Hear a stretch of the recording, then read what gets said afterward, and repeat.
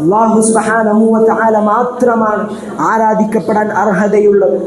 എന്താണ് ആരാധന? ആരാധന എന്ന് പറഞ്ഞാൽ എന്താണ്? നമുക്കെല്ലാവർക്കും അറിയുന്നതാണ്. ആരാധന എന്ന് പറഞ്ഞു കഴിഞ്ഞാൽ, ഇബാദത്ത് എന്ന് പറഞ്ഞു കഴിഞ്ഞാൽ, മുശ്രിക്കുകൾക്കും എല്ലാവർക്കും, മനുഷ്യന്മാർക്ക് എല്ലാവർക്കും ആരാധന എന്ന് പറഞ്ഞു കഴിഞ്ഞാൽ എന്താണ് എന്ന് അറിയുന്നതാണ്, ഒരു തേട്ടമാണ്. അതാണ് പ്രവാചകൻ പഠിപ്പിച്ചു തന്നത്. അദ്ദുആഉ ഹുവൽ ഇബാദ, പ്രാർത്ഥന അത് തന്നെയാണ് ആരാധന.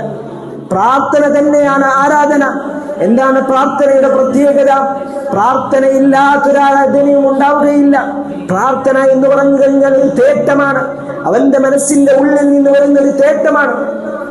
ജീവിതത്തിൽ അല്ലാഹു സുബ്ഹാനഹു വ തആല പറഞ്ഞതനുസരിക്കുമ്പോൾ, അവൻ സകാത്ത് നൽകുമ്പോൾ, സദഖകൾ നിർവഹിക്കുമ്പോൾ അവന്റെ മനസ്സിൽ ഒരു തേട്ടമുണ്ടാവും. അല്ലാഹുവേ, ഇത് നിനക്ക് വേണ്ടിയാണ് ഞാൻ ചെയ്യുന്നത്. അല്ലാഹുവേ, നിന്റെ പ്രതിഫലം ഉദ്ദേശിച്ചുകൊണ്ട് മാത്രമാണ് ഞങ്ങൾ ഇത് പ്രവർത്തിക്കുന്നത് എന്ന ഒരു തേട്ടം.